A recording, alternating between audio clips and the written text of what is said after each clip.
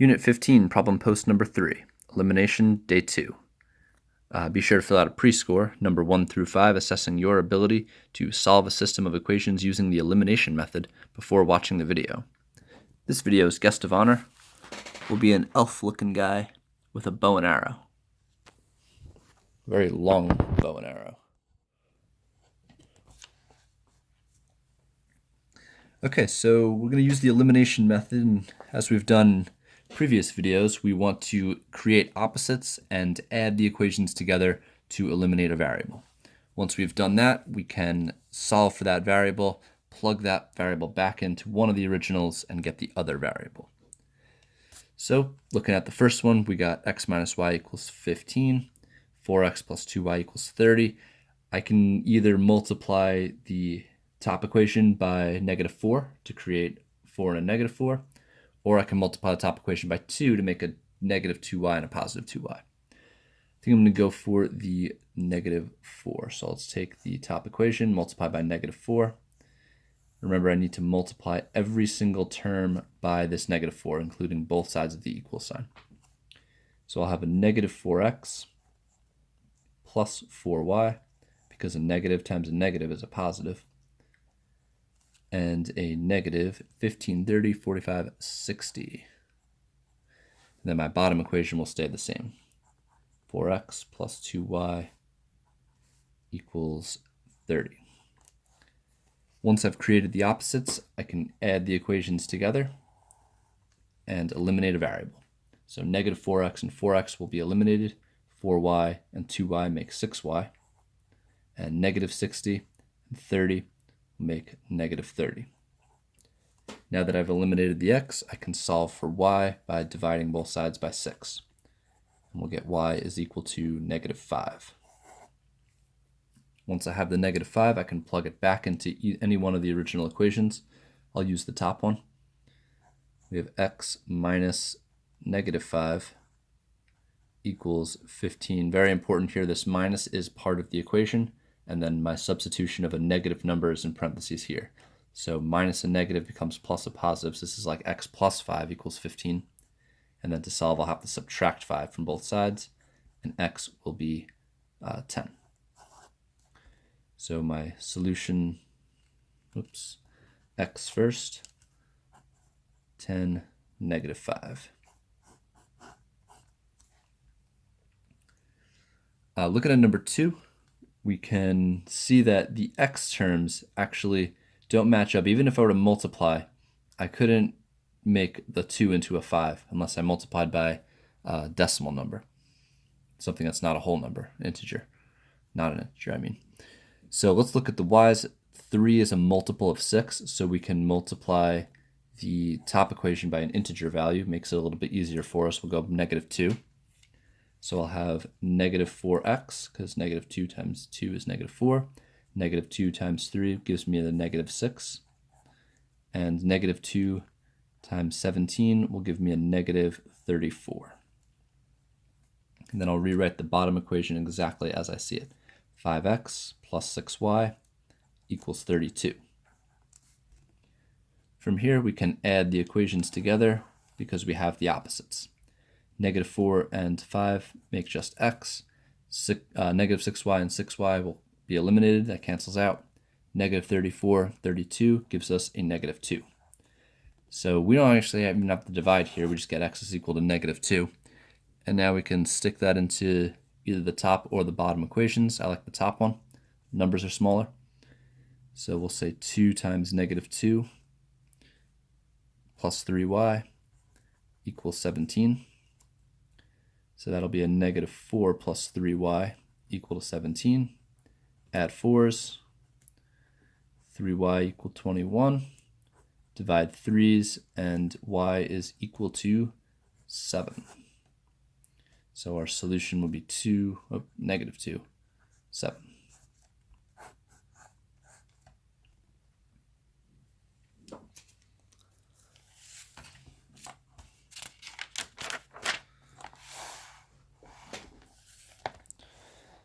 Okay, moving on to the back, we're going to kick it up a notch, make it a little bit more challenging. Notice that the x terms are not multiples of one another, nor are the y terms. So this is one of those rare cases where we actually need to multiply both equations by a number in order to create opposites. It's very similar to when you are adding or subtracting fractions, finding common denominators. The same is true here. It's like finding common denominators. If we remember the trick for that, you just multiply each by the other. So what I mean by that is if I am trying to eliminate the x's here, I would multiply by a negative version of whatever's here. So I have 5, so I'll multiply the top equation by negative 5. And the bottom equation I will multiply by 2. So both equations are being multiplied this time. We'll do the top equation first. Negative 5 times 2 is negative 10. Negative 5 times negative 3 is a negative 15.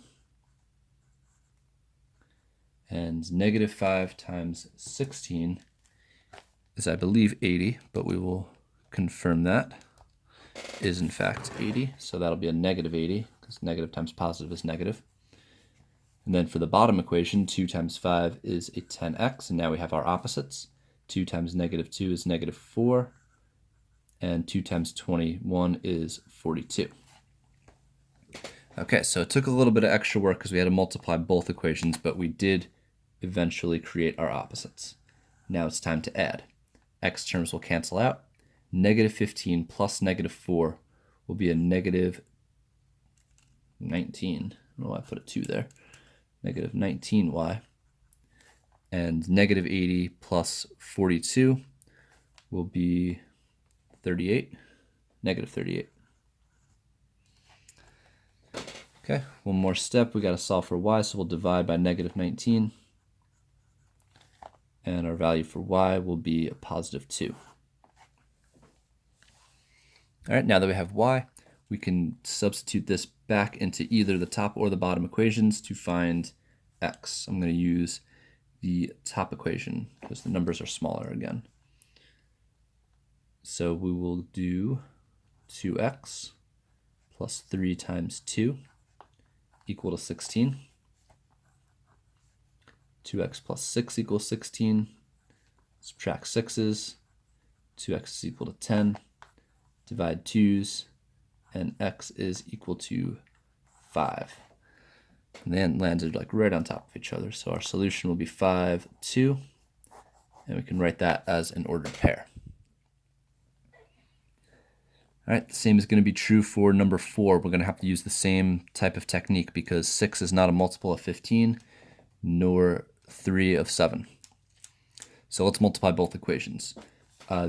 If I'm going for the 15 here, I'd have to multiply it by 6. That can be a pretty big number. So to keep the numbers smaller, it might be a good idea just to stick to the smaller values. So let's multiply. We already have opposite signs, so we only really need to multiply by the other number. So I'm going to multiply this by 3, and I'll multiply this by 7, because the signs are already opposite. Over here, I had to stick the negative in because the signs were not already opposites. Okay, so 3 times 6 will be 18. 3 times 7 will be 21. And 3 times 25 will be 75. 7 times 15, calculator time. I can't count that high. 7 times 15, 105. And then 7 times 3 will be our positive 21. That's our opposite. And then 7 times 42, 294. All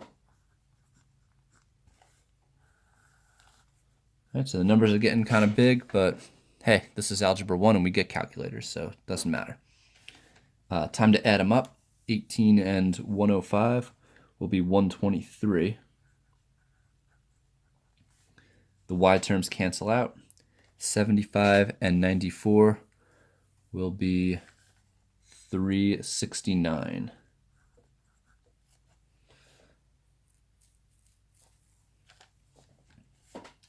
We can divide both sides by 123. And we'll get x is equal to 3. That worked out nicely. Now to plug in the x, we can go for either the top or the bottom equation. Doesn't matter. I'll go for the top. We have 6 times 3 minus 7y equals 25. 6 times 3 is 18. We got to subtract 18s to eliminate that. So negative 7y is equal to 7.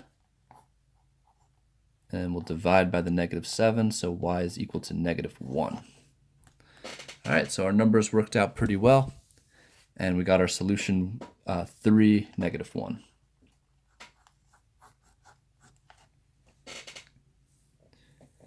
All right, number 5, we have a bit of a word problem here. It says find the equation of the line that passes through the points -2, -14, and 4, 22. There is the algebraic method using the average rate of change to solve this, where you would do the change in y divided by the change in x to find the slope, and then you'd plug the points in to find the y-intercept. But this problem shows up in the systems of equations unit because we can use the elimination method to solve this problem. And we'll demonstrate that now. So remember, the equation of a line is written as y equals mx plus b, where m is the slope and b is the y-intercept. X and y are what make up the coordinate points. This is an x, this is a y, this is an x, this is a y. So what we're going to do here is substitute the x and the y in for x and y and the y equals mx plus b, and we'll do that twice to create a system of equations. With that system, we can eliminate the b terms, solve for the slope, and then we can plug back in to get the b. So let's make our equations over here using the y equals mx plus b form. I'm going to start with my y. We'll do the first point, negative 14. That's a y term. Then I have m, which is going to stay a variable. The x is negative 2, so I'll write that as negative 2m. Just shifting the order here so I have a coefficient because it's a number. And then plus b. Then on my other coordinate point, I have 22 as the y. My x value is 4, so I'll have 4m. And plus b. And now I've written both out while I've substituted the x and the y. So from here, I can use my elimination method. I can either eliminate the m term or the b term here. Looks like either one would be fine. Just so I don't have to do any calculation with arithmetic as far as numbers, I'll just multiply the top equation through by negative 1, so I'll create a negative b and a positive b. So this top equation will multiply by negative 1. So now I'll have 14 equals 2m minus b. And then the bottom equation will stay the same. 22 equals 4m plus b. So at this point, if I were to add the equations, which I will do now, the b's are opposites. I have a negative b and a positive b. 14 and 22 make 36. And 2m and 4m make 6. Dividing by 6, we get that m is equal to 6. So now that we know that m is 6, we can take this number, plug it back into either one of these equations, and solve for b. Numbers are smaller on the top, so let's use that one. Negative 14 is equal to negative 2 times 6 plus b. So negative 14 is equal to negative 12 plus b. Adding 12s, we'll get that b has to be negative 2. Okay, so we found our slope, we found our y-intercept. The question was asking us for the equation of the line. So what I'll do now is take this y equals mx plus b form and just substitute the value for the slope and the value for the y-intercept, and that will yield y equals 6x minus 2. And that would be the equation of our line. All right, so pretty cool alternate method to find the equation of a line using the elimination method. Of course, if you find this question on a Regents exam, this definitely wouldn't be required, but you could use the slope-intercept form, the rate of change formula, and that method to find this answer. But this is a pretty cool application. Be sure to fill out a post score, number 1 through 5, assessing your ability to solve systems of equations using the elimination method after watching the video.